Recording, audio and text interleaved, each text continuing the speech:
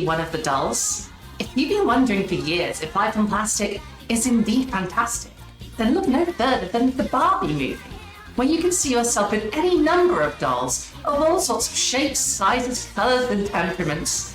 And if you're living vicariously through the characters in a comedy movie, then enough, there's always estrogen. Wait, what? Obvious spoilers for the Barbie movie ahead, by the way. If you haven't seen the movie and you care about that sort of thing, I recommend seeing it before watching this video. This isn't a review of the Barbie movie, it's an essay about transness and the Barbie movie, so I'm not going to hold back. If you don't care about spoilers, or if you've already seen the Barbie movie, then welcome to my dream house. I'm the Barbie that's a columnist for a British newspaper, Barbie Empire. Unfortunately for me, in this universe, I'm the girl boss of my very own paper, the Dolly Telegraph, since there were no other women in our staff. And as you all know, only women are fit to assume positions of power in this world, the Barbie world. Whether in the workplace or at home. So sit back, relax, and let me wax poetic about how the Barbie movie says a lot, to me at least, about the transgender experience, from one doll to another. And then later, if you're good, you can brush my hair and undress me everywhere. So the Barbie movie is fundamentally trans. Like, obviously in the sense that it has a trans-inclusive casting, but also that the story itself has trans themes, and that you could, if you're a doll like me, pretty comfortably read the story of both Barbie and Ken, the main characters of this movie, if that wasn't already obvious from, well, any passing knowledge of what Barbie is, both a concept and a franchise is, as trans stories. And I'm not just saying that because Barbie essentially gets bottom surgery at the end of the movie, but yeah, Barbie gets her downstairs renovated after a huge existential crisis. She just like me for real. Before I jump into this, now that we've angered the worst people on the internet, why don't I go over in a British summary of the Barbie movie as I remember it, just so we're all on the same page, yeah? Okay, Barbie wakes up in Barbieland, as usual, in her dream house, waving to her friends, going out to hang out with her friends on the beach, and with her simp, Ken, forming a blowout party. This is every day, but one day, she finds herself malfunctioning, having irrepressible thoughts of death, her feet becoming flat instead of perfectly shaped for heels like they're supposed to be, and getting visible cellulite. Couldn't be me. Barbie visits Weird Barbie, played by Kate McKinnon, who does the splits more than a contestant on Drag Race, and who tells her that she needs to go to the real world to find the person who is playing with her, whose sadness is so overwhelming it's leaking through to their world. She leaves and is surprised by Ken, who stows away in her back seat and convinces her to let him tag along. Barbie tries to find the girl playing with her at school, where she saw a vision of her, and is called out by an angsty teen for being a fascist image of what a woman is, enforcing rigid gender roles and setting women's rights back decades, which causes Barbie to have a breakdown because she was under the impression that every woman in the real world would be happy to see her because she was told she was responsible for women being fully equal to men in the real world. Ken, meanwhile, has split off from Barbie and for the first time in his life sees a world where men are treated not only equal to women, but superior to them. And he meets several men to get a feel for the world, before taking out a bunch of books on the patriarchy, believing he's found an answer on how to make his life meaningful, as back home, he exists only to be Barbie's boyfriend. He's entirely an accessory for someone else, and doesn't even have his own place to live. Barbie goes to Mattel, the company that makes Barbie dolls, and their entirely male boardroom try to send her back home, literally trying to put her back in a box. Before she escapes, with the help of an employee from Mattel, who's the mother of the teen we met earlier, and the person who's playing with her, trying to recapture the feeling closeness she had with her daughter when her daughter was little, and dealing with the frustrations that working for such a male-led company whose entire products define their relationship with women and femininity. Barbie brings them back to Barbieland, which has been completely overturned by a Ken revolution. The Kens have taken over the Barbie dream houses and spread the word of patriarchy across Barbieland, now called Kendon. All Barbies, including President Barbie, are now subservient to the Kens, so it's not actually based, and they are now the stereotype of the 1950s Americana image of a housewife there only to serve men. Barbie and her new gal pal make a pal to revert the Barbies after realising that stereotypical Barbie, played by Margot Robbie, is only immune to this due to her experiences in the real world and her experiences of patriarchy there, where, I should make clear, she was sexually harassed, groped, screamed at, and a bunch of other things, as well as being constantly stared at with an undertone of violence. Most women will be very familiar with that. So, Barbie's new friend gets to work explaining to each Barbie the contradictions and pitfalls of patriarchy, while three Barbies distract the Kens for long enough to get the other Barbies away by playing on the Kens' egos. They then make the Kens all jealous of each other, so they end up fighting each other instead of doing what they were planning to do, which was rewriting the Barbieland Constitution, eventually saving Barbieland after a song and dance number where the Kens eventually find strength in each other instead of fighting. The Barbies then are feeling quite bad about the way things have always been, grant the Kens a sliver of gender equality, making the point that in a few decades, they will be just as equal as women in the real world, maybe, making it clear that Barbie Land is an inherently unjust society and that our world is as well, and that it is wrong and should be changed. Also, it turns out Ken only wanted patriarchy because he thought it was about horses. Ryan Gosling is immaculate in this movie. Then someone, presumably from Mattel, prevents Barbie looking directly into the camera and telling the audience of mums and daughters to overthrow the patriarchy in a violent revolution, and instead Barbie, tainted by her knowledge and experience of this world, much like Frodo at the end of The Lord of the Rings, wishes to return to the real world, becoming immortal and experiencing all the highs and lows of life as a human. And as some people do, and as some trans people do, when they choose to live instead of suffering under the endless monotony of the script society has laid out for them, she gets a new vagina. I told you, she just like me for real. Now, in case you're wondering if all the conservatives were angry about this movie purely because this is a movie by women, for women, no, it's also because it's a movie with trans people in it, and perhaps inadvertently, with a bunch of trans themes. First, let's introduce you to the woman who's got Ben Shapiro's Nixon twist. Harry Neff is a transgender actress who plays Dr. Barbie. In most movies starring a transgender cast member, their presence is used to make a point about transphobia, perhaps make some comment about how different they are, or otherwise sort of play with them being around a women's spaces but sort of sidelined. Harry Neff's played roles like this before, and while I've liked some of the movies where her being trans and at risk of being hate crimed is the big player in the story, it's actually really refreshing for that not to be a factor here. Neff's character is just another Barbie. Her transness isn't brought up, and more to the point, there is a scene where stereotypical Ken, played by Ryan Gosling, looks her dead in the eye and tells her that she's beautiful. And look at her, she is. This shouldn't be controversial, but you'd better believe that for a lot of people, especially those who do right-wing outrage commentary for a living, it is. Harry Neff's Dr. Barbie is explicitly shown to suffer under patriarchy the same way as the other Barbies, being put in a maid dress and made to serve the men, with no exception made because of her transness. A lot of transphobes might balk at this, but if they do, I guarantee they don't know how men genuinely treat trans women. They don't treat us like other men. We experience a boatload of misogyny from men, as well as the added stigma of transphobia. The implied violence and the looks we get from men is extra dangerous, and no amount of transphobes shouting, "You'll never be a real woman" at us, stops men from being just as sexist, just as degrading, just as violent to us as they are to cis women. Except, of course, if you're a cis woman, you're not as likely as us to cause a massive panic in a straight man because he's absorbed in enough societal messaging to think, what if this means I'm gay, after finding a trans woman attractive and lashing out with often deadly force. One of the reasons I have a real soft spot for this movie, despite its politics being a little bit confused, just stepping back from the line from being truly radical, although it does wear revolutionary themes on its face, is that it really did just make a big statement about how the patriarchy is evil, can and should be overthrown, and that trans women will be parts of that struggle, and they suffer under misogyny in the same way. And the right just can't stand that. This is a movie about a doll, and not in the trans sense, well, maybe actually a little bit, but I'll get to that in a minute. It's a movie about a children's toy, and its messaging is unabashedly progressive. I suspect a lot of the reason it couldn't be more explicit about its leanings is because in the end of the day, it's a big budget Hollywood movie that has to be signed off by a billion-dollar toy company. Considering those restraints, the fact that the Barbie movie came out the way that it did is nothing short of a miracle.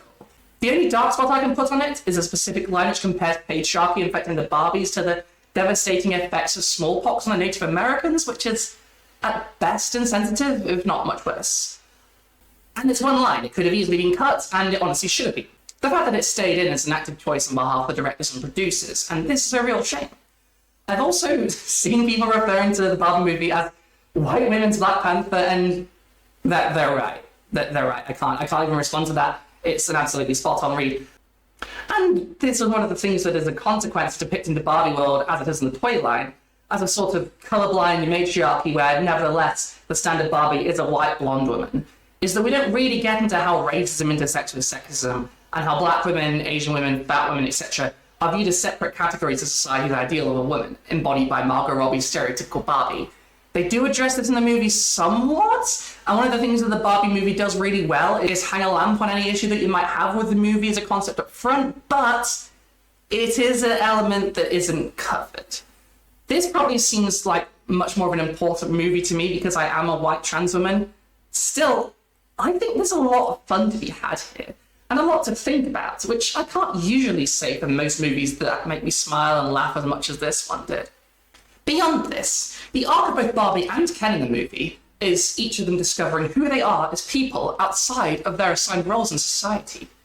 Can you see why I'd argue this is a fundamentally trans movie? Our main characters start the movie fulfilling rigid gender roles that society has deemed appropriate for them. They are the stereotypes that the original Barbie dolls were. So you would expect this. As the movie goes along, Ken takes up the ideals of the patriarchy because he sees it as the only alternative to the role he has been assigned, that of essentially the housewife, to be seen and not heard, and discovers upon adapting to a patriarchal role that he hates that too. He doesn't want to oppress people, he just wants to be able to be his own person, not a role dictated by forces outside of himself, and not an accessory to another person's life. This is a demonstration of how patriarchy hurts men, forcing them into boxes where they'll have to perform harmful behaviours or be seen as less than, all while being forbidden from stereotypical feminine behaviours which are healthy aspects of being a complete human being, like feeling emotions, bonding with friends and family, human contact, crying, caring for those you are close to. When Ken's regime is overthrown at the end, he admits he didn't even enjoy it, and the film concludes with establishing that he is his own person, outside of his relationship with Barbie, and it's up to him to discover who that is. This could be read, and I am choosing to read it, as a mirror of how some trans people feel forced into trying to fulfill their assigned roles, sometimes to an exaggerated degree, to try and feel whole, to feel normal, only to end up feeling more hollow than ever, having followed all of the instructions that society provides, and having gained nothing other than loneliness and depression. Ken's journey sees him hop from one set of gender roles to the other, eventually breaking free from them altogether. He is not Barbie's accessory. He is not a patriarchy. He is Ken. And that's enough. Barbie's arc follows a similar journey. She begins having absolutely no issues as the ruling class in Barbieland. She's immediately then flung into the role of woman in our world after leaving home and learns to feel fear, to know what it's like to be seen as a sex object, as inherently subservient and lesser. And in a pretty radical step, instead of choosing to return to her life at the top of the world, she chooses instead to reject this binary, the only two options available to her in her own land. But, in her rejection, she chooses to live life as a woman in the real world. Her acceptance of herself as a woman is also a rejection of the gender binary, much like that of people like me, binary-leaning trans women, who find themselves identifying with womanhood, as well as rejecting the idea that to be a woman is to subscribe to a defined set of gender norms, to play a fixed, submissive role in society, and rejecting the dominant masculine role entirely, because it's not us. She just like me, for real, for real. Through this rejection of the possible assigned gender roles in her society, the Barbie movie accepts that gender is a social construct, that our view of what makes a woman or a man is inherently tied to the roles we ascribe to the standard two sexes in our society, despite both gender and sex being a spectrum, both of them being complicated as all hell, and the diversity of how both men and women feel, think, and act being so vast and deep that it's an absolutely ridiculous idea to sort people into these two categories we deem opposites, with completely at odds behaviours, playing fundamentally different societal roles. And whenever the twain shall meet. Men are from Mars, women are from Venus? No, bitch, they're from Earth. It's your rich thinking that's not of this world. As much as the Barbie movie screams transgender themes to me, I don't actually know how much this was intentional. Despite the casting of trans people and the jokes related to genitalia versus expectation from what people look like, the thing is, in making a piece of art that seeks to deconstruct how people perceive sex and gender, the result is a movie that is heavily transgender in its themes, its characterizations, and its message. The presence of Hari Nef aside, Ken and Barbie, being Ken and Barbie dolls, have no genitals, something that is brought up when they first arrive in the real world, when the pair are facing street harassment in the different ways that they do. Barbie points out to a crowd of lectures that she doesn't have a vagina and that Ken doesn't have a penis, to which the crowd responds, "That's okay," which is a fun joke about how even horrible people wouldn't stoop so low as to be transphobic, but also points to a part of what the film is saying about gender. Despite whatever is in their pants, which we all know is nothing, Barbie is perceived as a woman and Ken is perceived as a man, and their sexual roles in the real world immediately and materially reflect this. A transphobe might try and dismiss the validity of trans identities by claiming that what makes a woman or a man is the arrangement of the genitals or their chromosomes, but this, along with the rest of the film, is a great demonstration of how that's quite obviously not true. Our ideas of gender are socially constructed, and while Barbie and Ken quite obviously identify with the labels of woman and man, they have no genitals and they're made of plastic. and they haven't even experienced the gender roles thrust upon them in the real world before. And yet they have these roles thrust upon them nevertheless. And this is part of why the conservative side of the political spectrum is so hell-bent on erasing trans people from public life. Our very existence pokes a big hole in their idea of what gender even is. If whether you are perceived as a woman or a man isn't locked in from day one, then that fundamentally is a threat to their worldview of rigid gender roles, a nuclear family straight from 1950s cigarette adverts, and that a woman's place in society is known and should be observed, as it is dictated by men who, in their eyes, hold ownership over their wives. If you hold ownership over women's bodies, which is ultimately what the religious right believes is the purview of all men who become husbands, the fact that these women who are destined for a life of subservience might transition, taking on the social role associated with ownership and dominance, makes them shake in their boots. The thing is, their ideology is based on faulty foundations, and is ultimately about control. The existence of very basic facts like women having agency over their own lives, children not wanting to obey their parents in all things, and the existence of people who do not conform to the gender binary exposes their worldview as complete nonsense.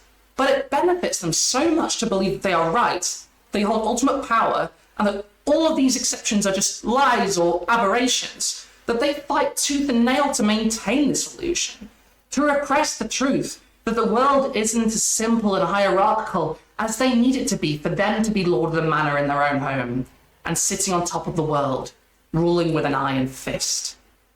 As weird as it might sound to hear me say this, the Barbie movie genuinely challenges these people.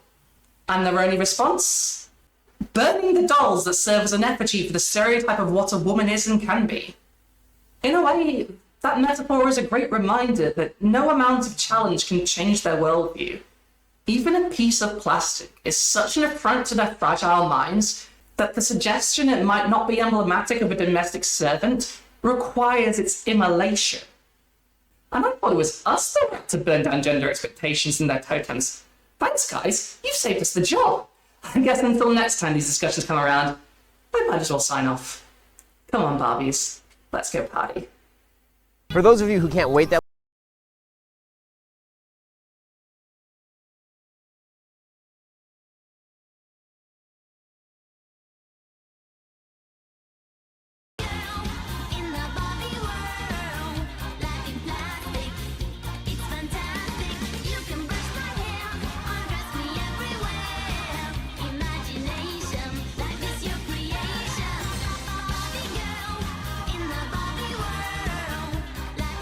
Hi everyone, thank you for watching to the end. If you did, you are gorgeous, amazing people. And you are all enough. Enough? Enough? Enough. How do you say that? Enough. Hey, speaking of gorgeous, amazing people, if you want to support this channel, you can pay me on Coffee at Bridget Empire, BRIGITTEEMPIRE, on PayPal, that's catherinestrickson@gmail.com, that's CATHERINESTRICKSON@gmail.com. You can like and subscribe to this channel, or if you really want me to sing your praises, and you should, you can join my Patreon. My Patreon starts from £1 a month, and as of today, I'm listing new benefits in addition to what I was offering before. This is because I am on the edge of needing financial assistance, and as an immigrant, I don't qualify for that. Yay! Okay, well, I'm still looking for jobs. Right now, this is my only income, and I mean, honestly, I prefer just to do this, but times are tough. And I truly appreciate everyone who's already helped me keep the lights on and keep myself fed and all of that jazz. So from now on, patrons will receive not only early videos, exclusive content, and a shout out at the end of each video, but you will also gain access to our patrons' Discord. That's a thing now, where you can chat with me and all the cool folks over there, wherever you like, whenever you like, as well as my Nintendo Switch friend code, and discounts on any future merch, which isn't in the works yet, but it will be. If that sounds good to you, please sign up. And if it doesn't sound good to you, please also sign up. Like, listen, I love doing this work, and I would love to be able to commit myself to doing it without worrying about where my next meal is coming from. So, at the risk of sounding pathetic, I would love it if you would contribute. I'm hoping to be able to pay my grocery bill with this by the end of the year. On a related note, The following people are the absolute heroes who are currently standing in the way between myself and starvation. They are, of course, my patrons, and their lovely names are Meredith Matthews, 4IS, Artie Wolf, Hayden Gaylor, Greg Noble, No Kings, Only Fools, H, Deanna McMillan, T, Caroline Regalado, Jenny Linsky, Alexandra Lilly, and Bechara, Howard Lott, Lyra Van Loon, Nerania Skarjan, and Joey Cobalt. Thank you all, as always. You guys make such a massive difference in my life. Here's to many more videos, and many more patrons, and many more Barbie movies. No, not that. This is perfect. No more. No more. Thank you. Love you. Goodbye.